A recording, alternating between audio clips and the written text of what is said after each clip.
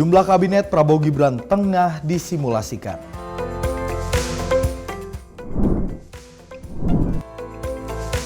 Ahmad Riza dipastikan jadi ketua tim ses pasangan Ridho di Jakarta.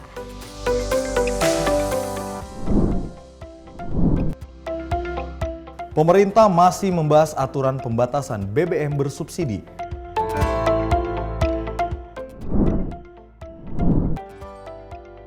Dampak positif pemain naturalisasi timnas.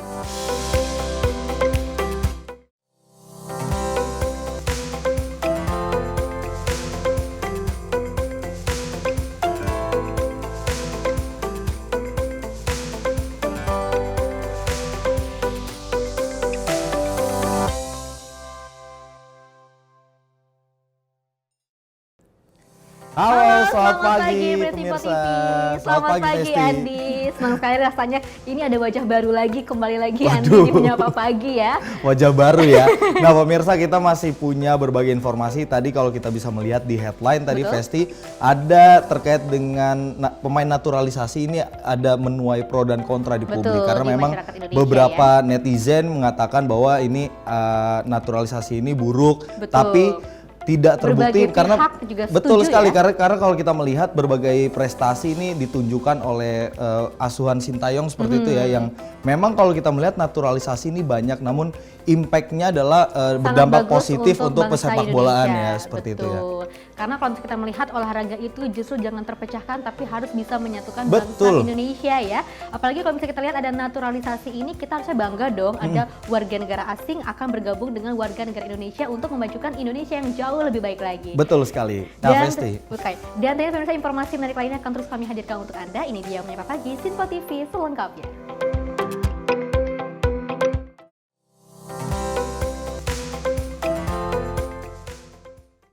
Ya pemirsa, informasi kita awali terkait dengan organisasi relawan Projo yang akan menggelar Kongres ketiga pada bulan Oktober mendatang. Dan kongres ini juga akan menghadirkan sejumlah tokoh penting dan juga menjadi salah satu pertemuan besar politik sebelum transisi pemerintahan. Organisasi relawan pendukung Jokowi atau Projo akan menggelar kongres yang ketiga. Kongres ini dijadwalkan berlangsung pada tanggal 12 hingga 14 September 2024, tepat 1 minggu sebelum pelantikan presiden baru. Sejumlah tokoh penting akan diundang dalam kongres tersebut, antara lain Presiden Joko Widodo, kemudian Presiden terpilih Prabowo Subianto beserta wakilnya Gibran Rakabuming Raka.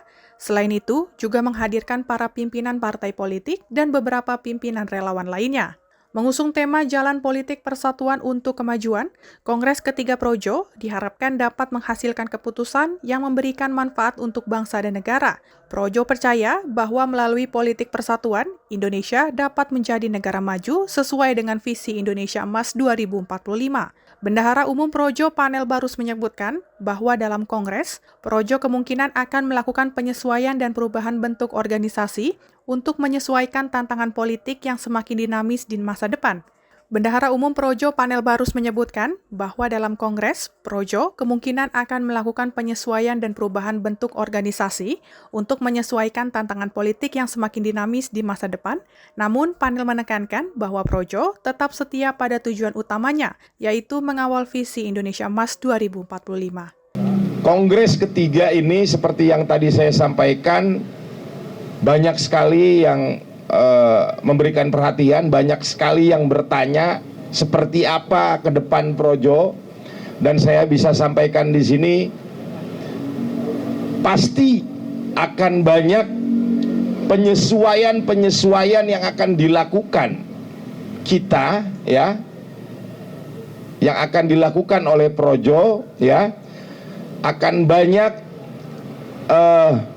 adjustment ya, perubahan bentuk mungkin ya, untuk menyesuaikan dengan tantangan-tantangan ke depan yang akan kita hadapi, dan dalam menjawab tujuan-tujuan utama yang ingin kita capai juga.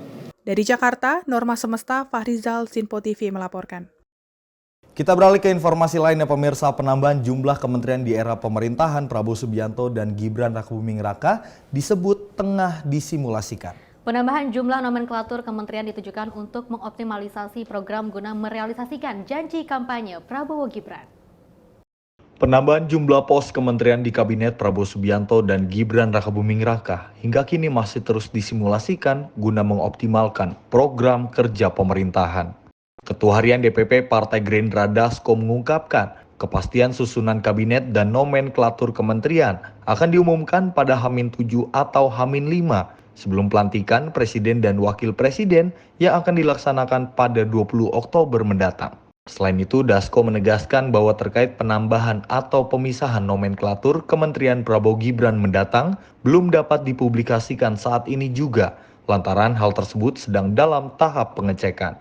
Jadi begini, soal berapa jumlah sampai dengan sekarang masih kita simulasikan bahwa penambahan kementerian itu adalah untuk optimalisasi daripada tugas-tugas kementerian dalam rangka kita itu memenuhi janji kampanye yang kemudian ada di aspek kita, program dan program aksi yang kemarin dilakukan pada saat kampanye. Nah, sehingga jumlah itu ada yang bilang 44, ada yang bilang 45, ada yang bilang 40. Kita juga masih melakukan simulasi, mungkin nomenklatur maupun orang itu baru akan final H-7 atau H-5 kali mungkin. Jadi begini, yang namanya penambahan, yang namanya pemisahan dan lain belum bisa kita publikasi karena saat ini masih kita simulasikan. Nah, apabila kemudian nanti ternyata kita sudah publish, lalu kemudian mengalami perubahan, padahal kan sekarang sedang dalam proses pembukaan. Dari Jakarta, Sri Dewi Andayani, Davarisiano, Sinpo TV melaporkan. Ya pemirsa, masih seputar dengan informasi dari Kabinet Prabowo Gibran di masa yang mendatang. Ini ada respon dari Ketua DPP PKB Cucun Ahmad Samsurijal yang mengatakan bahwa pihaknya mendukung bertambahnya jumlah kementerian di pemerintahan Prabowo Gibran. PKB juga meyakini pemisahan nomenklatur di pemerintahan mendatang bertujuan untuk mempercepat berbagai realisasi program pemerintahan.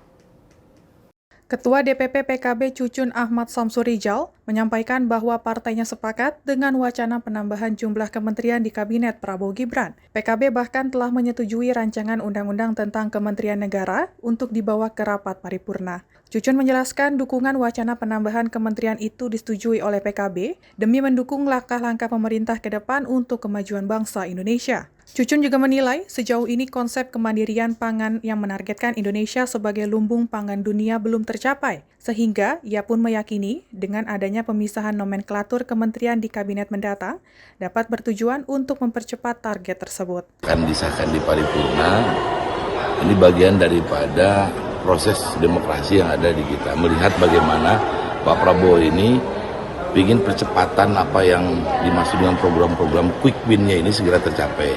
Selama ini konsep targetan pangan bahwa Indonesia menjadi lumbung pangan dunia ini belum tercapai. Pasti akan ada pemisahan-pemisahan kementerian yang mempunyai kewenangan itu yang menggarap biar target cepat tercapai. Di pendidikan yang selama ini digabung-gabungkan antara pendidikan dasar menengah dengan pendidikan tinggi, dulu pernah dipisah, sekarang pasti dipisah lagi. Nah, kita belum tahu nomenklaturnya seperti apa nanti dari 44 ini. Yang pasti pandangan PKB kalau itu semua tujuannya untuk baik, kita kemarin ikut dalam pandangan fraksi setuju dan sangat mengapresiasi ya, punya langkah-langkah pingin bagaimana membangun Indonesia ini punya will-nya dan targetnya sesuai dengan apa yang diharapkan. Dari Jakarta, Sri Dewi Andayani, Davarisiano, Sinpo TV melaporkan. Ya selain itu pemirsa, Ketua Umum PPK Kosgoro 1957 Dev Laksono menyatakan para kadernya siap jika nantinya diminta mengisi kabinet pemerintahan Presiden dan Wapres terpilih Prabowo Gibran. Dan juga Golkar maupun Kosgoro dipastikan memiliki kader berkualitas yang siap ditempatkan di berbagai posisi.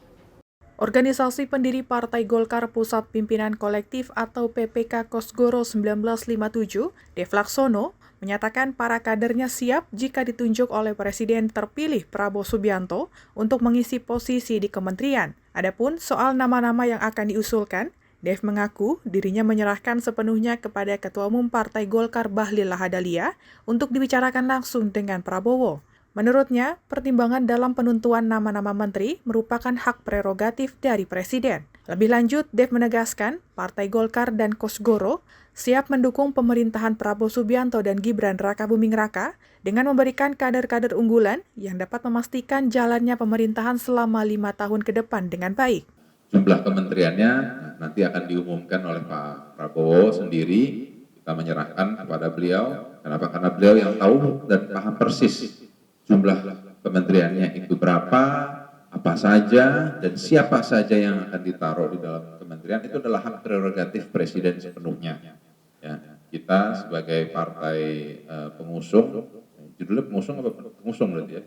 Kita sebagai partai pengusung itu percaya full kepada beliau untuk siapa-siapa saja yang beliau inginkan dan apa saja nama dan nomenklaturnya dan jumlah kementeriannya. Itu hak Presiden sepenuhnya. Jangan ada yang mendikte, jangan ada yang memaksa. Itu adalah hak Presiden sepenuhnya.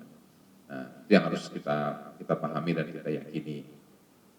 Nah, dan kalau dari Golkar ataupun Kosgoro, ya kita ini gudang yang ada. Terbukti berkali-kali bahwa kita memiliki kader dengan spek segala macam. Untuk kebutuhan apa kita siap, untuk kementerian apa kita ada. Mau yang seperti apa, yang inginnya kayak gimana, kita siap. Jadi tinggal Pak Prabowo menentukan siapa kita akan kita memiliki kadernya. Jadi arah pemerintahan tentu itu adalah di tangan Pak Prabowo. Kita sebagai partai pengusung siap mensuplai dan juga siap mendukung siapa-siapa saja yang diinginkan untuk memastikan roda pemerintahan berjalan dengan baik. Dari Jakarta, Jihan Nabila, Rona Bayu, Sinpo TV melaporkan. Pemirsa, Ketua Umum Partai Kebangkitan Bangsa Muhaimin Iskandar menyerahkan kebijakan komposisi pemerintahan selanjutnya kepada Presiden terpilih Prabowo Subianto. Dan menurutnya Prabowo juga memiliki kewenangan dan hak prerogatif dalam penentuan posisi menteri. Ketua Umum Partai Kebangkitan Bangsa Muhaimin Iskandar menyerahkan penuh kepada Prabowo Subianto selaku Presiden terpilih terkait komposisi kabinet beserta jumlahnya. Selain itu, Caimin menilai bahwa dengan adanya Undang-Undang Kementerian Negara diharapkan tidak membatasi hak prerogatif dari Presiden. Dalam rancangan Undang-Undang Kementerian Negara, jumlah kementerian akan diserahkan sepenuhnya kepada Presiden. Meski belum dilibatkan dalam pembahasan kabinet, PKB dipastikan terus mengintensifkan komunikasi dengan Prabowo Subianto serta setia berkoalisi dengan Gerindra. Ya tentu pada dasarnya menteri itu prerogatif Presiden. Jangan sampai undang-undang yang dibuat itu membuat hak prerogatif Presiden itu menjadi terbatasi. Itu prinsipnya. Presiden punya kewenangan prerogatif sekaligus pertanggungjawaban. Nah, mungkin undang-undang itu di situ. Presiden bebas karena prerogatif punya, tapi Presiden harus bertanggung jawab atas pilihan-pilihan baik itu nomenklatur maupun orang-orang yang mengisi. Saya ini belum sama sekali terlibat ya, PKB pada posisi sama sekali tidak dilibatkan. Kita pada posisi menunggu. Belum. Kita masih mengintensifkan komunikasi dengan Pak Prabowo dan tim Gerindra khususnya karena PKB ingin solid bersama Gerindra. Dari Jakarta, Sri Dewi Andayani, Mutia Anggiani, Sinpo TV melaporkan. Masih seputar dengan menteri-menterian, Festi Betul. dan juga pemirsa, ini di akhir masa jabatannya Presiden Joko Widodo kembali menggelar sidang kabinet paripurna di Istana Negara Ibu Kota Nusantara, Kalimantan Timur. Dalam kesempatan ini Presiden Jokowi memerintahkan jajaran Kabinet Indonesia Maju agar segera menuntaskan program kerja yang belum rampung. Presiden Joko Widodo menggelar sidang Kabinet Paripurna di Istana Negara Ibu Kota Nusantara, Kalimantan Timur. Dalam sidang kabinet ini, Presiden Jokowi berpesan kepada jajaran Kabinet Indonesia Maju agar dapat segera merampungkan program kerja sebelum memasuki transisi pemerintahan baru. Jokowi juga menginstruksikan kepada menteri dan kepala lembaga dapat menyelesaikan sejumlah kendala di setiap instansi, sehingga nantinya tidak ada persoalan yang mengganggu pemerintahan baru yang akan datang. Lebih luas, dirinya meminta ke seluruh jajaran Kabinet Indonesia Maju untuk mendukung penuh program Presiden terpilih Prabowo Subianto dalam memuluskan proses transisi pemerintahan berjalan efektif. Segera tuntaskan di bulan terakhir ini program kerja utama yang sudah dimulai, baik yang berkaitan dengan serapan, yang berkaitan dengan administrasi, pertanggungjawaban, serta kendala-kendala yang belum terselesaikan. Yang kedua, kita semuanya harus mendukung penuh program Presiden terpilih, pastikan transisi pemerintahan berjalan efektif. Jika diperlukan regulasi baru, jika diperlukan perumusan kebijakan yang harus segera dibuatkan, segera dibuat dan segera diselesaikan. Utamanya untuk program-program unggulan Presiden terpilih, agar setelah dilantik pemerintahan baru bisa segera bekerja dan berlari kencang. Dari Kalimantan Timur, tim redaksi Sinpo TV melaporkan. Ya, Andi dan juga pemirsa, terkait dengan transisi pemerintahan dari Prabowo Gibran ataupun nanti atau program-program yang nantinya akan dilanjutkan oleh Presiden terpilih Prabowo Subianto ya, terkait dengan adanya penambahan kabinet ataupun menteri-menteri ini justru adalah hal yang sangat positif. Betul. Bahkan kalau misalnya kita melihat ini bukan hanya meramaikan seperti itu, tapi juga akan memajukan bangsa Indonesia yang jauh lebih baik lagi. Betul sekali, karena memang isunya saat ini katanya jumlah kementerian akan ditambah gitu. Betul. Dari 33, informasinya bahkan sampai 44. Tentunya nomenklatur ini dirubah untuk mendukung berbagai janji kampanye dari Prabowo Gibran seperti itu untuk pembangunan bangsa. Dan juga perlu diinformasikan memang saat ini posisinya kalau tadi berdasarkan informasi dari Ketua Harian DPP Partai Gerindra Dasko, ini katanya saat ini dari Kim Plus ini tengah mensimulasikan kabinet dari Prabowo Gibran seperti itu. Ya? Karena betul hingga sekali. Saat ini belum di-spill nama-namanya, belum dikasih tahu, belum juga masih digodok-godok ya kira-kira siapa saja yang nantinya akan mengisi kursi-kursi kabinet Indonesia Maju. Betul sekali. Dan ini kalau kita melihat dari revisi Undang-Undang Pilkada yang nanti rencananya akhir September akan diparipurnakan seperti itu menjadi undang-undang.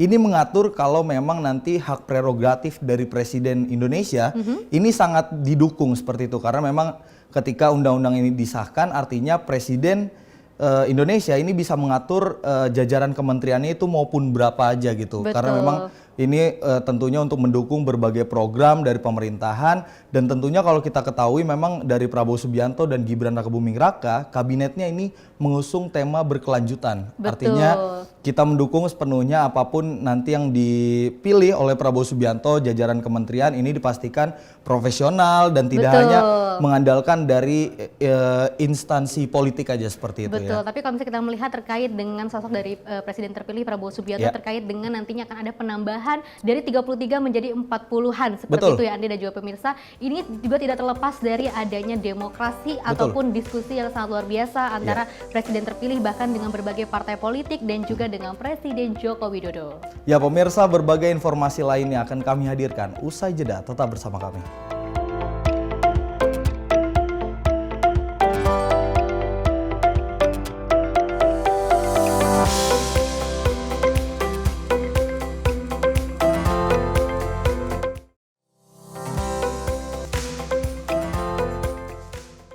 Kami hadir dengan rangkaian informasi dari berbagai penjuru dunia. Topik dan isu yang tengah menjadi sorotan mancanegara dikemas dengan lengkap untuk Anda.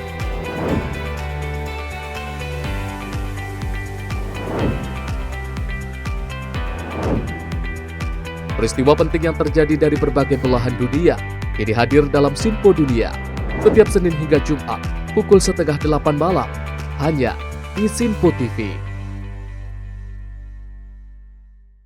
Halo, selamat malam pemirsa. Senang sekali rasanya kami mengisi ruang informasi Anda. Akhiri aktivitas Anda dengan rangkuman perkembangan peristiwa yang terjadi sepanjang hari. Sebelumnya kita saksikan ada sekitar 3.000 tamu undangan, sementara di Ibu Kota Nusantara ini ada sekitar 2.000 tamu undangan. Rangkaian informasi nasional dan mancanegara dirangkum sebagai penutup hari dalam Menyapa Malam. Setiap Senin hingga Jumat pukul 8 malam, hanya di Sinpo TV. Halo pemirsa, kami kembali hadir dengan sejumlah informasi yang kami himpun dari berbagai penjuru dunia. Rangkaian informasi yang membuat akhir pekan Anda begitu bermakna. Sebuah kelompok di Afrika Selatan memberikan layanan pertunjukan film dengan tenaga surya. Berita yang menjadi sorotan media dari dalam dan luar negeri, kami hadirkan untuk menemani pekan Anda dalam Sinpo Dunia Sepekan, Sabtu dan Minggu pukul 9 pagi, hanya di Sinpo TV. Halo, selamat pagi pemirsa Sinpo TV. Selamat pagi Andi. Selamat pagi, Fen. Beragam informasi terbaru hadir menemani Anda sebelum memulai hari. Itu memang dari Menteri Perhubungan juga mendukung, Betul. dari Menteri Keuangan juga mendukung, dan kita sebagai masyarakat pun juga Harus mendukung. Mengangkat isu yang tengah menjadi pembicaraan paling hangat. Semarakan pagi Anda bersama Menyapa Pagi. Setiap Senin hingga Jumat pukul 6 pagi, hanya di Sinpo TV.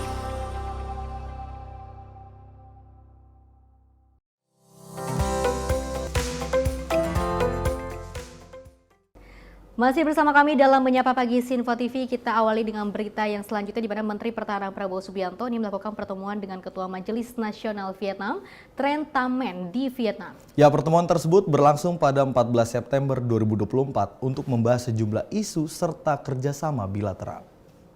Usai bertemu dengan Presiden Vietnam Tho Lam pada Jumat 13 September 2024, Menteri Pertahanan Prabowo Subianto berkesempatan bertemu dengan Ketua Majelis Nasional Vietnam, Tran Tam Men. Pertemuan antara Prabowo dan Tran Tam Men untuk membahas isu-isu strategis dan juga hubungan bilateral antara Indonesia dan juga Vietnam. Pertemuan keduanya tersebut juga diharapkan dapat memperkuat kerjasama strategis yang telah terjalin, serta melakukan kolaborasi dan juga sektor lainnya. Prabowo berharap Indonesia dan Vietnam dapat memberi kontribusi positif bagi stabilitas di kawasan. First of all, thank you very much for receiving me and my delegation on short notice. I come here as a good friend of Vietnam. I come here to introduce myself as being the President-elect of the Republic of Indonesia. God willing, I will be inaugurated on the 20th of October this year, 2024. As you know, we in Indonesia consider Vietnam to be a very good friend. We admire the heroic struggle of the Vietnamese people to fight for independence and fight against imperialism. And we value our relationship, and I am committed to enhance this friendship. Tim Sinpo TV melaporkan. Ya pemirsa, menutup kunjungan kerja di Vietnam, Menteri Pertahanan Prabowo Subianto menemui Perdana Menteri Vietnam Pham Minh Chinh. Dan dalam kesempatannya Prabowo juga menyampaikan komitmen Indonesia untuk bekerjasama dalam berbagai sektor. Menteri Pertahanan Prabowo Subianto menemui Perdana Menteri Vietnam Pham Minh Chinh pada Sabtu 14 September 2024. Prabowo menekankan pentingnya dalam menjaga stabilitas kawasan untuk terus menjalin hubungan antara Indonesia dan juga Vietnam. Prabowo juga meminta dukungan dari Vietnam untuk keberhasilan kepemimpinan bersama Indonesia dan Amerika Serikat di ADM Plus EWG tentang kedokteran militer. Lebih lanjut, Prabowo juga menyatakan komitmen Indonesia untuk terus melakukan kerjasama dalam berbagai sektor yang telah terjalin lama dengan Vietnam. Indonesia considers Vietnam as a very good friend, partner. We admire the heroic struggle of the Vietnamese people fighting against imperialism and showing Vietnam to be very strong, resilient, and independent. The strength of your struggle is an inspiration for all people of Tim Sinpo TV melaporkan. Kita beralih ke informasi berikutnya pemirsa. Ibu Negara Iriana Joko Widodo bersama para anggota organisasi Aksi Solidaritas Era Kabinet Indonesia Maju melepaskan ratusan burung hingga ikan di Embung MBH, Ibu Kota Nusantara, Kalimantan Timur. Kegiatan itu dilakukan setelah kunjungan Ibu Negara bersama para anggota OASE Kim menuju Embung MBH di IKN. Ibu Negara Iriana Joko Widodo dan Nuri Ma'ruf Amin beserta para anggota organisasi Aksi Solidaritas Era Kabinet Indonesia Maju mengunjungi Embung MBH Ibu Kota Nusantara. Ibu negara dan anggota OASE Kim melepas sekitar 300 ekor burung berbagai jenis. Setelah melakukan pelepasan burung, Ibu negara dan anggota OASE Kim melakukan pelepasan 350 benih ikan nila merah. Pelepasan burung dan juga benih ikan di embung tersebut diharapkan dapat menjaga ekosistem alam di kawasan IKN agar tetap terawat dengan baik. Selain itu, Ibu Iriana juga melakukan penanaman pohon pule di sisi embung untuk mendukung upaya pelestarian lingkungan dan juga memperbaiki kondisi ekosistem di sekitar embung. Hadir sebagai pemandu peninjauan tersebut yakni Menteri Pekerjaan Umum dan Perumahan Rakyat Basuki Hadi Mulyono. Basuki menyampaikan bahwa embung tersebut bermanfaat untuk konservasi air di kawasan IKN. Tim redaksi Sinpo TV melaporkan. Pemirsa, setelah mendeklarasikan dukungan kepada 100 pasangan calon kepala daerah di Pulau Sumatera, organisasi relawan Projo tengah mempersiapkan strategi pemenangan untuk Pilkada 2024. Dan Projo juga berkomitmen untuk mengoptimalkan semua sumber daya yang ada demi kemenangan calon pasangan kepala daerah yang didukung. Dalam menghadapi pemilihan kepala daerah serentak mendatang, Projo tengah mempersiapkan strategi pemenangan kepada calon kepala daerah yang didukungnya. Adapun untuk strategi pemenangan Projo mencakup dua aspek utama, yaitu melalui kerja lapangan dan pemanfaatan sosial media. Selain itu, Projo juga akan menerapkan juklak dan arahan teknis dari DPP ke daerah untuk memastikan pelaksanaan strategi berjalan secara efektif. Bendahara Umum Projo Panel Barus mengatakan, fokus utama Projo adalah pada 11 wilayah strategis yang mencakup 70% suara dari pemilihan nasional. Ia berharap dapat mengerahkan upaya secara lebih efisien dan memastikan calon yang didukung mendapat dukungan maksimal di daerah dengan konsentrasi pemilih yang besar. Kami akan mendorong seluruh resource organisasi yang kita punya, ya, untuk bekerja baik di darat maupun di udara untuk memenangkan kepala daerah yang didukung. Di darat artinya kerja-kerja relawan darat, di udara artinya kita juga bertarung di media sosial, ya, di instrumen-instrumen yang tersedia, itu kita dorong. Dan tentunya ada juklak juga, ya, ada arahan teknis juga yang diberikan oleh DPP atau Despilkada DPP ke daerah. Dari Jakarta, Norma Semesta, Fahrizal, Sinpo TV melaporkan. Pemirsa, masih seputar dengan Pilkada 2024, ini ada bakal calon Gubernur Jakarta Ridwan Kamil mengunjungi halte Tosari Jakarta dengan mengajak teman-teman penyandang disabilitas pada Jumat lalu. Dan kegiatan itu juga bertujuan untuk menampung berbagai aspirasi yang disampaikan oleh penyandang disabilitas. Calon Gubernur Jakarta Ridwan Kamil menerima sejumlah curahan hati dari penyandang disabilitas yang bekerja di wilayah Jakarta. Hal itu diungkapkan Emil, sapaan Ridwan Kamil usai meninjau halte Tosari Jakarta Pusat pada Jumat 13 September 2024. Emil mengatakan banyak teman-teman disabilitas yang belum menerima dan mendapatkan kartu subsidi atau kartu layanan gratis. Menurutnya, semua warga memiliki hak yang sama untuk merasa nyaman dalam beraktivitas. Adapun kartu subsidi atau kartu layanan gratis merupakan layanan untuk kaum disabilitas yang menggunakan transportasi Transjakarta dan juga Mikrotrans. Emil menegaskan dirinya akan fokus memperhatikan mobilitas para penyandang disabilitas, salah satunya yakni memberikan rasa nyaman pada transportasi umum. Itu terkait mobilitas, bagaimana bergerak dari rumah ke tempat kerja, tentu menggunakan transportasi. Itulah kenapa tadi kita tes bersama-sama, menggunakan Transjakarta, bagaimana mereka sebagai warga tentu punya hak untuk nyaman melakukan mobilitas. Ya. Ciri kota yang baik adalah kota yang adil buat semua, buat lansia, buat anak kecil, ya, buat kaum disabilitas juga. Sekilas tadi sambil jalan, salah satu aspirasinya ada banyak dari mereka belum dapat kartu subsidi ternyata, jadi mungkin masalah birokrasi aja ya. Jadi keberpihakannya ada tapi belum didapatkan.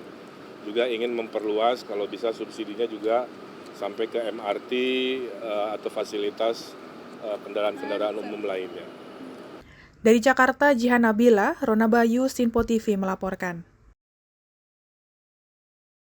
Bakal calon gubernur Jakarta Ridwan Kamil mengungkapkan Ahmad Riza Patria akan menjadi ketua tim pemenangan Ridwan Kamil dan Suswono di Pilkada Jakarta 2024. Formasi lengkap tim ses pasangan Ridho akan segera diumumkan secara resmi. Calon Gubernur Jakarta Ridwan Kamil mengatakan Ahmad Riza Patria dipastikan menjadi ketua tim pemenangan Ridho atau Ridwan Kamil Suswono. Emil mengklaim bahwa Riza Patria dapat memimpin tim pemenangan, dinilai memahami peta politik, geografis hingga demografis Jakarta. Selain memahami peta Jakarta, pertimbangan Riza Patria adalah karena pernah menjabat sebagai Wakil Gubernur Jakarta di periode sebelumnya. Formasi lengkap tim ses pasangan Ridho dipastikan banyak diisi oleh anak muda dan nantinya akan segera diumumkan dalam waktu dekat. Pak Ahmad Riza Patria udah fix ya. Tinggal kita mengumumkan secara resmi dengan tim ses yang 70% anak-anak muda. Contohnya Mbak Angki ini, jubir saya, salah satu jubir. Nanti wajah tim ses kami mayoritas seumuran beliau. Jadi kapan Pak diumumkannya Pak? Mungkin dalam 2-3 hari ini ya. Dari Jakarta, Jihan Nabila, Rona Bayu, Sinpo TV melaporkan. Nama Ridwan Kamil dan juga Suswono ini masih terus menjadikan bahan yang sangat diperbincangkan oleh masyarakat Indonesia. Betul. Terkait dengan singkatannya Ridho, di mana ini banyak sekali masyarakat Indonesia yang juga meridhoi keduanya untuk nantinya bergabung menjadi salah satu gubernur DKI Jakarta ya. Betul. Nama baru seperti itu. Nah, kalau kita melihat ini dari pasangan Ridwan Kamil dan juga Suswono ini beberapa hari kebelakangan ini tengah gencar ya melakukan kegiatan ya. Kalau kemarin belanja masalah. Kalau kayak kemarin kita melihat ini mengunjungi mantan Gubernur Jakarta Sutioso di Museum Bang Yos seperti itu ya.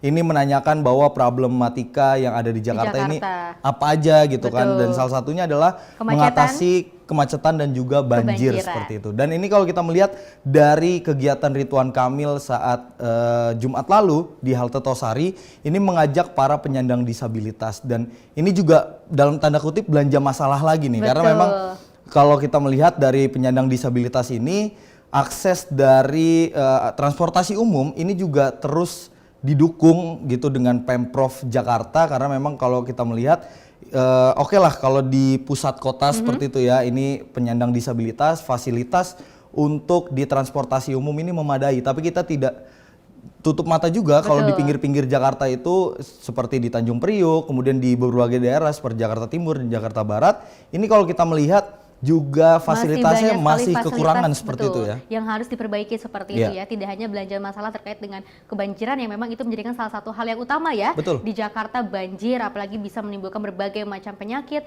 Itu sudah dilihat bagaimana nanti solusinya nanti apabila nantinya Ridwan Kamil dan Suswono ini akan terpilih menjadi gubernur di DKI Jakarta. Nanti akan banyak sekali program dan juga visi misi yang nanti akan dijalankan untuk merealisasikan ataupun menghambat terjadinya kemacetan dan juga kebanjiran. Dan salah satunya juga ini ada belanja masalah lagi terkait dengan bagaimana fasilitas disabilitas di berbagai halte seperti itu ya. Ini juga akan diselesaikan dengan secara maksimal. Ya, kalau kita melihat juga ini kan tadi sudah belanja masalah ke mantan gubernur. Ini juga tim sesnya katanya adalah mantan wakil gubernur Jakarta, Ahmad Riza Patria. Sebentar lagi akan diresmikan secara resmi ya. Ini kita tunggu nanti. Tahu nih kira-kira siapa saja kita akan menunggu pengumuman resminya kapan gitu kan, dan katanya komposisi dari tim ses dari RK Suswono ini katanya 70% adalah anak muda. Wow, bagus dong ya. Ini banyak sekali pemikiran-pemikiran anak muda yang nantinya akan disatukan dengan pemikiran-pemikiran yang mungkin yang berbeda. Ini akan disatukan dengan hal-hal yang baik dan juga positif.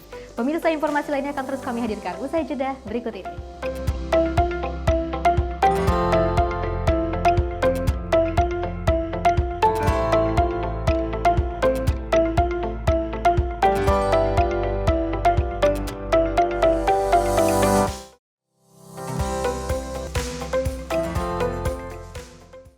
Halo pemirsa, kami kembali hadir dengan sejumlah informasi yang kami himpun dari berbagai penjuru dunia. Rangkaian informasi yang membuat akhir pekan Anda begitu bermakna. Sebuah kelompok di Afrika Selatan memberikan layanan pertunjukan film dengan tenaga surya. Berita yang menjadi sorotan media dari dalam dan luar negeri, kami hadirkan untuk menemani pekan Anda dalam Sinpo Dunia Sepekan, Sabtu dan Minggu pukul 9 pagi, hanya di Sinpo TV.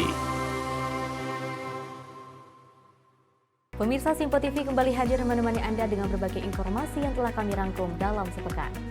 Sajian lengkap informasi sepekan kami hadirkan untuk Anda. Badan Legislasi DPR menemui masa unjuk rasa di depan gedung DPR RI Senayan, Jakarta. Menemani akhir pekan Anda bersama keluarga dengan rangkuman berita menyeluruh dalam Sinpo Sepekan setiap minggu pukul 6 pagi hanya di Sinpo TV. Kami hadir dengan rangkaian informasi dari berbagai penjuru dunia. Topik dan isu yang tengah menjadi sorotan mancanegara dikemas dengan lengkap untuk Anda.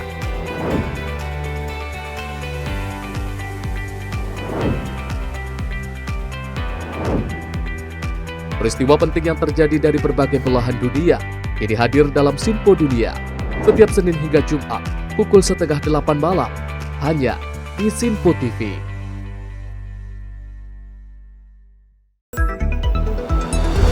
Jadilah yang pertama mengetahui perkembangan terkini seputar informasi dari lembaga parlemen. Punya data nasional, tidak ada satupun backup berarti kan? Tiba-tiba ada putusan yang nggak masuk akal dan seperti ini gitu. Kita ambilkan rekomendasi kepada KPK, periksa! Kami hadirkan informasi paling akurat untuk mengawal setiap informasi dalam rapat komisi dan paripurna. Tentunya bersama saya Andi Rezaldi yang telah kami rangkum dalam program Sinpo Parlemen. Saya Arif Tufan. Saksikan Sinpo Parlemen setiap Sabtu pukul 6 pagi hanya di Sinpo TV.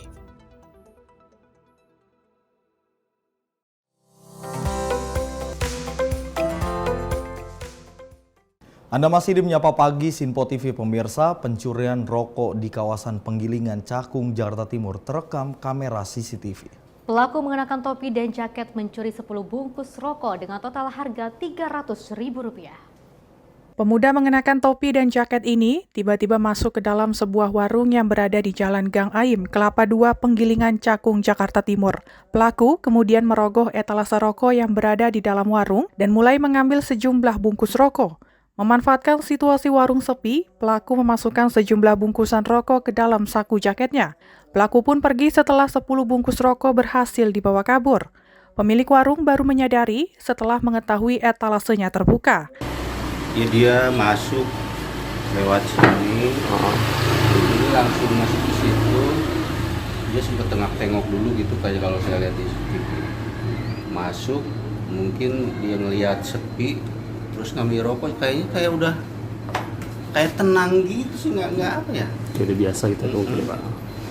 Kayak udah biasa gitu, jadi masuk terus ngambil rokok. 2 kali ngambil, pertama ngambil dimasukin ke kantongnya, terus ngambil lagi, masukin lagi. Pak, itu waktu dia masuk itu dia sempat bilang beli atau permisi atau apa sih Pak? Enggak ada, langsung masuk gitu aja Pak. Dan Bapak kondisi ada di mana Pak? Pas di belakang kan ada ruangan lagi tuh, jadi di belakang situ. Akibat pencurian ini, pemilik mengalami kerugian Rp300.000. Pasca beredarnya video pencurian ini di media sosial, polisi sudah mendatangi lokasi kejadian guna meminta keterangan korban. Dari Jakarta, kontributor Sinpo TV melaporkan.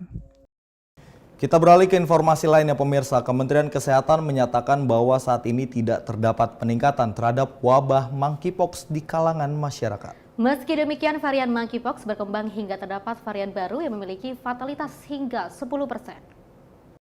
Menteri Kesehatan Budi Gunadi Sadikin menyatakan bahwa akhir-akhir ini virus Mpox tidak mengalami peningkatan wabah di kalangan masyarakat. Hanya saja terdapat varian 1B yang merupakan varian baru dari Afrika. Varian 1B ini memiliki fatalitas yang cukup tinggi hingga 10%. Maka dari itu, Kementerian Kesehatan menjaga agar varian tersebut tidak sampai menyebar Indonesia. Selain itu pula, penyebaran dari Mpox varian 1B ini sangat sulit menyebar kecuali terhadap kelompok beresiko. Mpox clade 1B disebut memiliki fatalitas yang lebih tinggi dan tengah mewabah di Afrika bagian tengah, terutama Republik Demokratik Kongo. Itu sebabnya kemudian diberhentiin sama WHO Maret. Kemudian kenapa naik lagi? Kasusnya nggak naik, cuma ada strain baru, varian baru di Afrika. Strain yang 1B, ini fatality-nya tinggi, bisa sampai 10%. Nah itu yang sekarang kita jaga. Nah tapi sampai sekarang strain ini karena penyebarannya itu susah dan penyebarannya mirip HIV teman-teman. Kelompok beresiko. Nah, jadi kelompok beresiko aja. Jadi selama kita hidupnya normal gitu, harusnya penularannya itu sangat jarang terjadi. Dari Jakarta, Dio Malau, Sinpo TV melaporkan. Wabah monkeypox ataupun cacar monyet Indonesia ini masih terus menyebar di berbagai kalangan. Kalau bisa kita melihat, ini memang kalau dari Menkes ataupun Menteri Kesehatan mengatakan bahwa angka monkeypox Indonesia ini sudah mulai menurun, tapi ini masih ada fatalitas hingga 10% yang mana kita sebagai warga Indonesia harus tetap waspada dengan adanya monkeypox yang telah beredar. Betul, karena kalau kita melihat dari wabah monkeypox ini mirip-mirip dengan wabah COVID-19 beberapa tahun yang lalu ya, karena memang ini timbul lagi, masalahnya belum selesai, timbul lagi varian baru dan fatalitasnya ini bahkan hingga 10% seperti itu. Dan kita berharap ini tidak mewabah di Indonesia karena memang ini asalnya dari Afrika seperti itu. Dan seperti yang kita ketahui memang pengamanan di bandara internasional, penerbangan internasional sudah diperketat. Dan kita harapkan tidak ada lagi kasus-kasus seperti COVID-19 di sekarang-sekarang ini ya, karena kita tahu cukup sulit sekali namanya ekonomi gitu ya, kita bertahan hidup kalau sudah ada wabah seperti itu. Meskipun kita bisa bangkit kembali dengan berbagai ekonomi yang mungkin pada saat wabah COVID-19 ini sempat menurun, tapi kita bisa buktikan dengan pemerintahannya Presiden Jokowi ini bisa terus menggali kembali lagi bagaimana ekonomi kita yang tadinya menurun, inklusinya bisa terus naik lagi hingga 2%. Ya, pemirsa, kita beralih ke informasi lainnya. Libur panjang yang bertepatan dengan peringatan Maulid Nabi Muhammad, penumpang di stasiun Pasar Senen mengalami peningkatan. PT Kereta Api Indonesia Daup 1 Jakarta telah mempersiapkan berbagai inisiatif untuk meningkatkan kepuasan pelanggan dengan menyelenggarakan kegiatan Sapa Pelanggan. Kegiatan Sapa Pelanggan merupakan upaya PT KAI Daup 1 Jakarta untuk memberikan pengalaman yang lebih dekat dengan para penumpang yang melakukan perjalanan dari stasiun Pasar Senen, Jakarta. Manajer Humas Daup 1 Jakarta, Iksvan Henry Wintoko, menjelaskan Sapa Pelanggan bertujuan memberikan apresiasi, mendengarkan masukan, serta menciptakan rasa nyaman selama perjalanan menggunakan transportasi kereta api. Menurut data per hari Jumat 13 September 2024, volume penumpang wilayah Daup 1 Jakarta telah mencapai 35.000. Adapun untuk mengantisipasi lonjakan volume penumpang, KAI Daup 1 Jakarta akan menambah KA 7002A Taksaka rute Gambir, Yogyakarta. PT Kereta Api Indonesia Persero Daup 1 Jakarta mempersiapkan berbagai inisiatif untuk meningkatkan kepuasan bagi pelanggannya. Dalam upaya ini, PT Kereta Api Daup 1 Jakarta akan menyelenggarakan kegiatan bertemakan Sapa Pelanggan untuk memberikan pengalaman yang lebih dekat dengan pelanggan, mendengarkan masukan langsung, serta menciptakan atmosfer positif selama dalam perjalanan. Untuk mengantisipasi lonjakan volume penumpang tersebut, PT KAI Daup 1 Jakarta akan menambahkan perjalanan kereta api, yaitu kereta api 7002A Taksaka tambahan dengan rute stasiun Gambir sampai dengan stasiun Yogyakarta PP yang berangkat dari stasiun Gambir pada pukul 18:40 waktu Indonesia bagian Barat. Dari Jakarta, tim Sinpo TV melaporkan. Pemirsa, dalam rangka meningkatkan pelayanan serta mengantisipasi terjadinya banjir di sejumlah stasiun yang rawan banjir, PT KAI Komuter melakukan upaya antisipasi dengan membuat 1.600 lubang resapan biopori dan juga aksi tanam pohon bambu yang tersebar di sejumlah stasiun di kawasan Jabodetabek. Bertepatan di stasiun Rawabuaya, Cengkareng, Jakarta Barat, PT Kereta Api Indonesia Komuter melakukan kegiatan penanaman pohon dan membuat lubang serapan biopori di area stasiun. Stasiun Rawabuaya menjadi salah satu stasiun yang menjadi lokasi pertama kegiatan tersebut, mengingat stasiun ini merupakan salah satu stasiun yang rawan terjadinya banjir. Kegiatan pembuatan lubang resapan biopori dan penanaman pohon bambu di area stasiun ini bertujuan untuk kelestarian lingkungan dan meminimalisirkan terjadinya banjir, khususnya di area stasiun yang dapat menghambat pelayanan para penumpang kereta api. Menurut Direktur Operasi dan Pemasaran KAI Komuter, dari hasil identifikasi pihaknya ada sebanyak 4 stasiun di Jakarta yang rawan banjir. Selain stasiun Rawabuaya, ada stasiun Kampung Bandan, stasiun Tebet, dan stasiun Bukit Duri dan stasiun Kampung Bandan. Untuk itu, dengan adanya pembuatan lubang biopori resapan dan penanaman pohon bambu ini ke depannya dapat membantu menanggulangi permasalahan banjir dan menjadi lokasi resapan air yang diharapkan. Jabodetabek ini masih rawan dengan banjir. Kami coba identifikasi ada 4 stasiun yang cukup rawan banjir, di antara Rawabuaya, kemudian Tebet, terus Kampung Banjar, dan Dipo, Bukit Duri. Itu stasiun atau tempat wilayah kerja kami yang rawan banjir. Sehingga dengan adanya pembuatan lubang biopori yang diharapkan dapat membantu untuk mengendalikan banjir, kemudian bisa menjadi resapan air yang bagus. Sekali lagi diharapkan itu bisa mencegah terjadi banjir di titik-titik yang memang terindikasi. Sebagai informasi, total ada 900 lubang resapan biopori dan 700 bibit pohon bambu yang ditanam oleh PT KAI Komuter dalam rangka merealisasikan program Green Komuter, di mana pembuatan lubang resapan dan aksi tanam pohon ini dilaksanakan di 900 titik di sejumlah stasiun yang tersebar di kawasan Jabodetabek. Tim redaksi Sinpo TV melaporkan. PT Kereta Api Komuter Line Indonesia mengaku belum menerima opsi apakah akan menaikkan tarif KRL atau pemberian subsidi tarif kereta KRL berbasis NIK hingga ada keputusan dari pemerintah. Sebelumnya, Ditjen Perkeretaapian Kementerian Perhubungan telah mengeluarkan kajian untuk menaikkan tarif KRL sebesar Rp1.000. PT Kereta Komuter Line Indonesia atau KCI angkat bicara terkait polemik pemberian subsidi tarif kereta KRL berbasis nomor induk kependudukan atau NIK atau menaikkan tarif KRL. Menurut Direktur Operasi dan Pemasaran PT KAI Komuter Line Bu Rizal yang ditemui di Stasiun Rawabuaya Cengkareng, Jakarta Barat, pihaknya hingga kini belum bisa menentukan opsi mana yang akan digunakan. Sebagai operator kereta komuter lain, pihaknya hanya menjalankan kebijakan yang dikeluarkan pemerintah, di mana pihaknya sampai saat ini masih menunggu kapan aturan tersebut akan diterapkan. Jadi sekali lagi kami hanya eksekutor yang akan melaksanakan apa yang menjadi keputusan dari Kementerian Perhubungan. Jadi bila mana diputuskan oleh Kementerian Perhubungan untuk pemakaian penunjukan dan sebagainya, tentu kami akan melaksanakan sesuai dengan apa yang diputuskan. Ini kami hanya eksekutor. Tapi kalau yang tarif naik 1.000 itu udah koordinasi belum tahun depan? Sekali lagi belum ada keputusan. Sebelumnya, Ditjen Perkeretaapian Kementerian Perhubungan mengklaim telah melakukan kajian besaran tarif KRL. Dari hasil kajian itu, didapat jika tarif KRL naik di kisaran Rp1.000. Dari Jakarta, kontributor Sinpo TV melaporkan.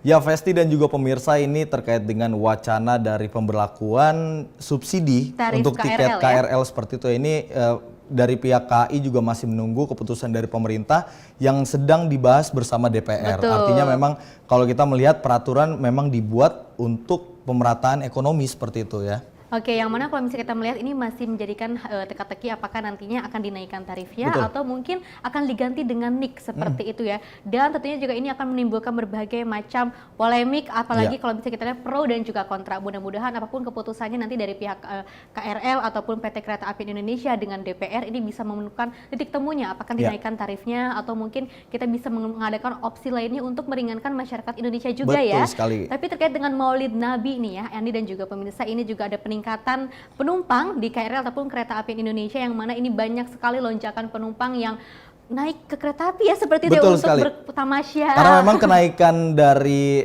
para penumpang KAI ini sudah naik sejak hari Jumat hingga hari Senin untuk pagi ini. Untuk mempersiapkan Maulid Nabi. Betul sekali, karena memang ini masuknya udah libur panjang ya. Betul. Jadi ada yang berangkat dari Jumat sore hingga hari Senin, mungkin Senin sore atau Senin malam balik dan Selasa kembali beraktivitas kembali seperti itu. Oke, kita beralih ke informasi lainnya di mana Menteri Energi dan Sumber Daya Mineral Bahlil Lahadalia menyebut aturan mengenai pembatasan BBM bersubsidi hingga kini masih dalam pembahasan. Ya, Bahlil pun menegaskan aturan pembatasan mengenai kriteria dan siapa yang berhak menerima BBM bersubsidi sampai saat ini belum ada yang diterapkan. Pemerintah berencana akan mengeluarkan aturan pembatasan pembelian BBM bersubsidi di masyarakat. Aturan tersebut akan diberlakukan untuk mengoptimalkan penyaluran BBM subsidi bagi masyarakat yang membutuhkan. Program pembatasan BBM subsidi ini hingga kini masih dilakukan pembahasan oleh pemerintah bersama DPR. Menteri ESDM Bahlil Lahadalia mengungkap pembahasan mengenai aturan pembatasan BBM bersubsidi memerlukan waktu kurang lebih 1 hingga 2 minggu. Publik diminta untuk tidak berspekulasi mengenai hal tersebut sebelum pembahasan aturan dirampungkan.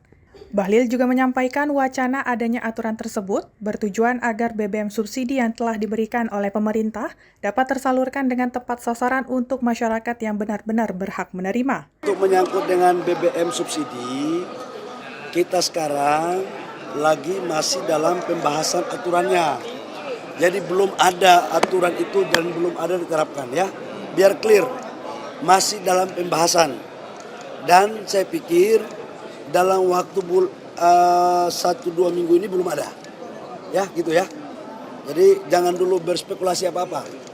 Jadi aturannya masih dibahas. Semuanya nanti kita umumkan. Yang jelas BBM ini diberikan kepada yang berhak menerima subsidi. Tepat sasaran. Jangan orang seperti saya atau sama Pak Agus dikasih BBM subsidi dong, nggak fair. Kita harus kasih kepada saudara-saudara kita yang memang layak untuk mendapatkan. Dari Jakarta, Sri Dewi Andayani, Dava Rizkiano, Sinpo TV melaporkan.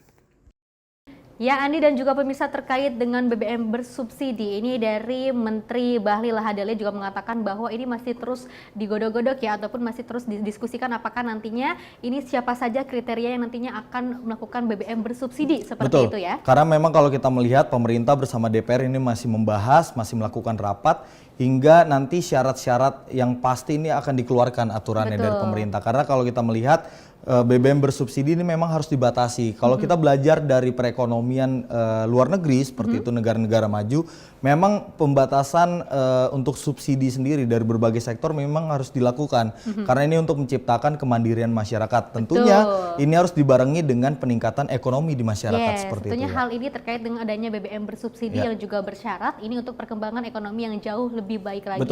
Apalagi kalau misalnya kita melihat banyak sekali wabah-wabah penyakit yang nantinya juga kita membutuhkan ekonomi ataupun pengeluaran yang sangat luar biasa di negara seperti itu. Dengan mudah-mudahan dengan adanya harga BBM bersubsidi dan juga telah ditetapkan persyaratannya, kualifikasinya ataupun kriterianya ini bisa menumbuhkan perekonomian yang jauh lebih baik lagi. Dan betul Vesti, karena memang kalau kita melihat saat ini untuk BBM bersubsidi ini kalau kita bisa melihat di beberapa daerah bahkan di kota Jakarta ini pembagiannya atau pembeliannya ini tidak merata. Artinya kalau untuk bersubsidi ini untuk orang-orang tertentu saja yang memenuhi kualifikasi. Namun kalau kita melihat di berbagai sosial media ada yang mobil bagus ini masih make BBM bersubsidi seperti itu ya. Itu pasti menjadikan pro dan kontra di berbagai masyarakat, banyak kecemburuan sosial di situ ya. Nah, maka dari itu mengapa kita ataupun dari pihak anggota DPR dan juga pemerintah ini melakukan beberapa kali untuk rapat terkait dengan kualifikasi supaya tidak adanya kecemburuan sosial di masyarakat Indonesia. Betul, pemirsa, berbagai informasi lainnya akan kami hadirkan usai jeda, tetap bersama kami.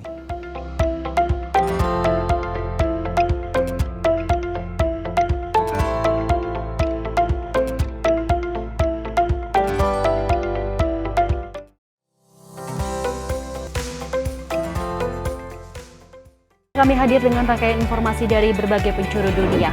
Topik dan isu yang tengah menjadi sorotan mancanegara dikemas dengan lengkap untuk Anda.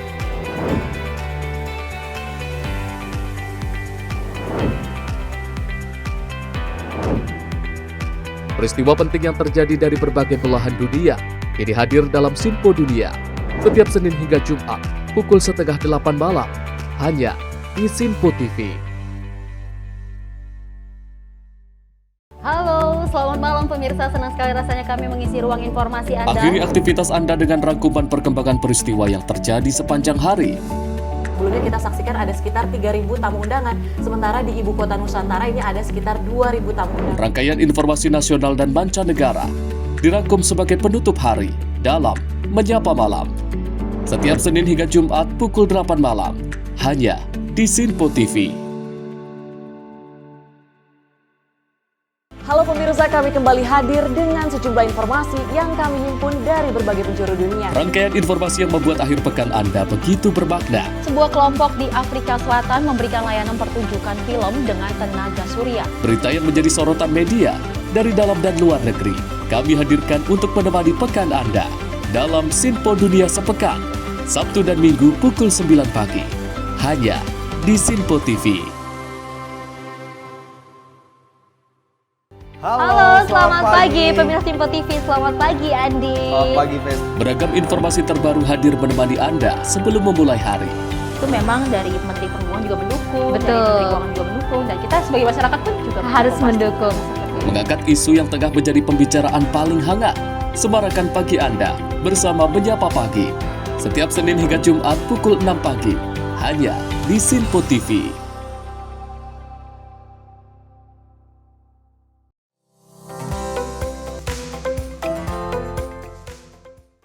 Terima kasih pemirsa, Anda masih di Menyapa Pagi Sinpo TV. Festi dan juga pemirsa, ini terkait dengan Timnas Indonesia yang kalau kita bisa melihat peningkatan kualitasnya ini jauh lebih baik ya seperti saat ini ya, karena memang sudah naik peringkat loh. Betul, dari 33 atau 34 kalau nggak salah, sekarang posisi ranking FIFA Timnas Indonesia ini ada di 129.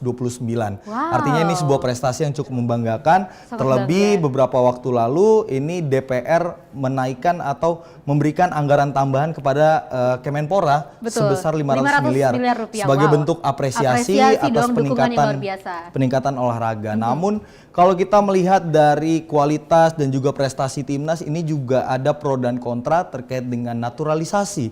Dan informasinya seperti berita satu ini, Festi, ini ada anggota Komisi 1 DPR Dev Laksono mengimbau pemain naturalisasi pada timnas sepak bola Indonesia tidak menjadi polemik. Dan menurutnya performa timnas Indonesia semakin meningkat usai diperkuat pemain keturunan. Anggota Komisi 1 DPR RI Dev Laksono menanggapi kritikan naturalisasi pemain Timnas Indonesia. Dev menegaskan bahwa untuk proses naturalisasi tidaklah mudah. Proses tersebut membutuhkan pertimbangan serta waktu yang cukup lama untuk dilalui. Dev menuturkan bahwa dengan menjadi warga negara, para pemain naturalisasi dapat mengharumkan nama bangsa. Hal itu dapat dibuktikan dengan hasil positif yang diraih Timnas Indonesia pada kualifikasi Piala Dunia 2026 zona Asia. Ini proses naturalisasi kan juga nggak mudah. Itu ada pertimbangan dan jalan yang cukup panjang sebelum kita naturalisasi mereka untuk menjadi WNI agar bisa memperkuat skuad timnas kita di berbagai macam forum. Dan tentu bukan hanya di bola saja, nanti di basket ataupun voli ataupun juga cabur-cabur lain yang dimana bisa kita kapitalisasi dengan baik. Nah, dan kita lihat bahwa keberadaan mereka ini meningkatkan performa Indonesia di berbagai macam pertandingan internasional. Bahkan di World Cup kemarin kita berhasil selesai dengan seri 0-0 melawan Australia. Padahal dulunya itu kalau kita ikut masih prekualifikasi Piala Dunia lawan Saudi, Timur Tengah aja deh ya, itu bisa 0-10, 0-15 gitu kan. Nah, ini sudah menjadi suatu keberhasilan luar biasa. Jadi itu yang harus kita lihat ya. Jangan kita berpolemik berkepanjangan soal naturalisasi, tapi kita lihat akan keberhasilan mereka dan kecintaan mereka terhadap Indonesia. Sebelumnya, Presiden Joko Widodo resmi menandatangani keputusan naturalisasi dua pemain keturunan Belanda, Mads Hilgers dan Eliano Reinsder, yang diharapkan bisa memperkuat tim nasional Indonesia.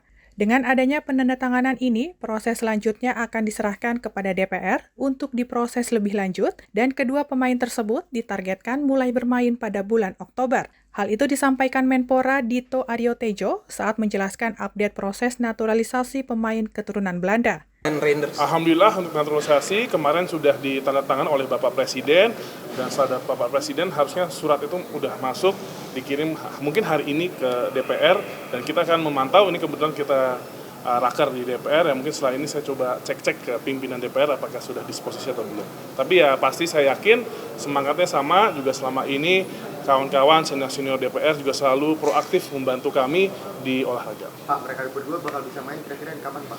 Kita menargetkan itu bisa di Oktober, tapi targetnya ini kan pasti 1 Oktober ada peralihan kepemimpinan di DPR, ya semoga ini nanti semangatnya masih sama, dan saya yakin pasti masih sama. Dari Jakarta, Jihan Nabila, Rona Bayu, Sinpo TV melaporkan. Pemirsa, putri almarhum Gus Dur Yeni Wahid bingung ada orang yang malu dengan pemain naturalisasi di timnas sepak bola Indonesia. Menurut Yeni, seharusnya kita bangga jika ada yang mau menjadi warga negara Indonesia. Hal tersebut diungkapkan Yeni, yang juga Ketua Umum Panjat Tebing Indonesia, yang belum lama ini atletnya meraih emas Olimpiade Paris 2024 dalam laman Instagram miliknya. Menurut dia, sah-sah saja kalau ada orang mau bergabung menjadi WNI, dan kita harus bangga sebagai WNI kalau ada orang yang mau bergabung menjadi warga negara kita. Menurut Yeni, olahraga adalah bahasa universal yang menyatukan Indonesia. Melalui olahraga, kita belajar tentang sportivitas, kerjasama tim, dan pentingnya meraih prestasi. Olahraga harusnya menyatukan, bukan terpecah belah lagi. Belum lama ini, mantan Duta Besar Polandia Peter Gonta mengkritik timnas Indonesia yang menurutnya diisi banyak pemain naturalisasi. Padahal, negara lain sudah lebih dulu melakukannya. Bahkan, Australia yang menjadi lawan Indonesia 10 September lalu diperkuat 12 pemain naturalisasi di mana 9 pemainnya tak mempunyai darah Australia. Tim redaksi Sinpo TV melaporkan. Ya, pemirsa dan juga Andi, terkait dengan naturalisasi pemain untuk di timnas ataupun sepak bola Indonesia ini banyak sekali pro dan kontra ataupun banyak sekali polemik yang mengatakan berbagai isu-isu terkait dengan adanya naturalisasi ini. Banyak sekali masyarakat yang memang tidak setuju, ada pun juga yang setuju. Tapi kalau misalnya kita lihat terkait dengan anak dari almarhum Gus Dur, Yeni Wahid juga mengatakan bahwa mengapa masyarakat Indonesia masih banyak sekali yang tidak setuju dengan adanya naturalisasi. Padahal mereka-mereka ini sebenarnya meskipun berasal dari negara lain, tapi memiliki jiwa ataupun darah negara Indonesia loh, karena sama-sama ingin memajukan bangsa Indonesia yang jauh lebih baik lagi. Ya, memang kalau kita bisa melihat kalau terkait dengan naturalisasi ini adalah bentuk dari keinginan pemerintah meningkatkan kualitas olahraga kita. Salah satunya adalah kualitas dari timnas Indonesia. Karena kalau kita melihat bagaimana caranya timnas kita bersaing keluar, kalau misalkan dari segi kualitas pemain dan harga transfer pemain ini jauh dibandingkan negara-negara lain. Seperti itu. Dan kalau kita melihat juga dari segi kualitas naturalisasi ini impact-nya juga baik terhadap liga kita seperti itu ya. Karena memang jadinya kualitas pemain lokal kita ini juga meningkat karena adanya para pemain naturalisasi, jadi banyak belajar seperti itu, Vesti. Kita beralih ke informasi lainnya, di mana Menteri Luar Negeri Retno Marsudi ditunjuk menjadi utusan khusus PBB untuk isu air dunia. Retno mengaku hal tersebut merupakan sebuah kehormatan bagi dirinya dan Indonesia. Dalam video yang diunggah di YouTube MOVA Indonesia, Menteri Luar Negeri Retno Marsudi merasa terhormat atas amanat yang baru saja diterimanya. Retno ditunjuk langsung oleh Sekjen PBB sebagai utusan khusus untuk soal air. Meski penunjukan dilakukan pada Jumat 13 September, Retno mengatakan baru akan memulai bekerja di PBB pada 1 November 2024 mendatang. Dirinya menyampaikan penunjukannya sebagai utusan khusus Sekjen PBB telah dikonsultasikan kepada Presiden Joko Widodo dan Presiden terpilih Prabowo Subianto. Lebih lanjut, Retno menyebutkan sebagai utusan khusus PBB untuk isu air merupakan implementasi dari mandat yang diberikan UN Water Conference 2023. Merupakan kehormatan bagi saya dan Indonesia ditunjuk oleh Sekretaris Jenderal PBB sebagai utusan khusus Sekjen PBB untuk isu air, Special Envoy of the UN Secretary General on Water. Penunjukan utusan khusus Sekjen PBB mengenai isu air ini baru pertama kalinya dilakukan. Dan untuk pertama kalinya juga, orang Indonesia mendapat kepercayaan menjadi utusan khusus Sekjen PBB. Walaupun pengumuman mengenai penunjukan saya dilakukan pada hari ini, 13 September 2024, namun saya baru akan mulai bekerja pada 1 November 2024 setelah tanggung jawab saya sebagai Menteri Luar Negeri Indonesia selesai. Rencana penunjukan saya sebagai utusan Sekjen PBB untuk isu air ini sudah saya konsultasikan dan mendapat persetujuan Presiden Jokowi. Presiden terpilih Prabowo Subianto juga memberikan dukungan penuh atas penunjukan ini. Penunjukan utusan khusus Sekjen PBB untuk isu air dilakukan sebagai implementasi dari mandat yang diberikan UN Water Conference 2023. Beberapa mandat yang diberikan kepada saya antara lain, memperkuat kemitraan dan upaya bersama untuk memajukan agenda air atau Water Agenda, termasuk tindak lanjut hasil Water Conference PBB tahun 2023. Meningkatkan kerjasama internasional dan meningkatkan sinergi antara berbagai proses internasional dalam mendukung pencapaian semua tujuan dan target terkait air seperti SDG 6 dari Agenda Pembangunan Berkelanjutan 2030. Dari Jakarta, tim Sinpo TV melaporkan. Pemirsa, TNI Angkatan Darat kembali menunjukkan perannya dalam meningkatkan kesejahteraan masyarakat dengan meresmikan titik sumber air bersih. Peresmian titik sumber air bersih kali ini juga dilakukan Desa Buleleng, Kecamatan Bungku, Pesisir Kabupaten Morowali, Sulawesi Tengah. Melalui program Manunggal Air di berbagai wilayah di Indonesia, Kepala Staf Angkatan Darat Jenderal TNI Maruli Simanjuntak menyampaikan sebanyak 2.700 titik air bersih telah dibangun oleh TNI Angkatan Darat. Kasat menyampaikan program Manunggal Air merupakan bukti nyata TNI Angkatan Darat hadir menjawab kebutuhan dasar masyarakat, khususnya di daerah yang memiliki kesulitan akses air bersih. Maruli mengungkapkan program tersebut tidak hanya berfokus pada penyediaan air, namun juga mendukung ketahanan pangan melalui pembukaan lahan baru dan pengembangan sektor pertanian. Oh, kalau kami kan sudah bekerja sama dengan kementerian, ya, Kementerian PUPR, Kementerian Pertanian, terus di Pemda, seluruh Pemda. Jadi kami juga setelah merasakan bahwa sebetulnya hampir tidak mungkin petani ini tanpa backup kita. Maksudnya kita tuh termasuk itu, pemerintah daerah, dinas pertanian, kementerian, dan lain sebagainya. Nah, kami mencoba membantu dari segi apa sebetulnya permasalahan-permasalahannya di pertanian ini. Ada yang masalah tentang airnya, ada yang masalah akses pupuknya, ada yang masalah akses benihnya, dan lain sebagainya. Inilah yang kita bantu sampai dengan eksekusi di lapangannya. Kalau ada pemerintahan yang kurang effortnya tentang hal seperti ini, ya kita akan coba bantu. Tapi saya lihat di sini kan sangat luar biasa. Tadi saya tanya, saya cek bahwa subsidi bisa berjalan baik. Kalau itu semua bisa kita kerjakan, mudah-mudahan kita jadi nanti lebih baik nanti pangannya gitu. Tim Sinpo TV melaporkan. Kita beralih ke informasi berikutnya, pemirsa. Sejumlah warga Duri Kosambi, Cengkareng, Jakarta Barat hingga saat ini masih mengalami krisis air bersih lantaran tidak normalnya distribusi suplai air bersih dari Pam Jaya. Dan bahkan untuk memenuhi kebutuhan air bersih sehari-hari, warga harus rela untuk antri guna mendapatkan air tanah di rumah tetangganya. Dan sementara untuk minum, memasak, warga terpaksa harus merogoh kocek lebih untuk membeli air galon kemasan. Inilah kondisi warga Jalan Al-Barokah 2 di RT 005 RW 01 Kelurahan Duri Kosambi, Cengkareng, Jakarta Barat yang tengah sibuk mendapatkan pasokan air tanah milik tetangganya. Dengan membawa berbagai wadah seperti ember dan galon air, warga rela antri untuk memperoleh air tanah. Bukan tanpa sebab, pasalnya pasokan air bersih yang berasal dari perusahaan air minum Pam Jaya sudah sejak beberapa tahun terakhir ini mengalami gangguan. Warga juga mengeluhkan air PAM yang keluar hanya dibatasi pada waktu dini hari saja tapi tidak sampai pagi hari. Bahkan ada beberapa warga yang terdampak, tensi darahnya mengalami kenaikan saat diperiksa kesehatannya usai begadang semalaman menunggu aliran air PAM mengalir ke dalam rumah mereka. Di sisi lain, demi memenuhi kebutuhan air bersih sehari-hari, warga terpaksa harus mengeluarkan uang lebih untuk membeli air galon mineral kemasan atau air isi ulang. Meski sudah berkali-kali melaporkan permasalahan tersebut kepada pihak Pam Jaya, namun kondisi ini masih sama, di mana pasokan air bersih di pemukiman ini tidak normal. Ini yang untuk saya pribadi ya, saya sudah lama, kurang lebih 5 tahun ada. Air itu tidak lancar, sama sekali tidak keluar. Bahkan saya untuk mengkonsumsi air minum itu saya beli air dorongan, 1 pikul 9.000. Dalam 1 minggu saya beli 1 pikul. Untuk air minum saya beli aqua, kadang isi ulang. Nah untuk mencuci sayuran dan beras itu saya kan ada air tanah ya. Air tanah itu nanti untuk mencuci sayuran dan beras itu saya bilas lagi dengan air PAM yang tadi beli. Karena air PAM yang ada ini tidak bisa dipercaya kapan keluarnya.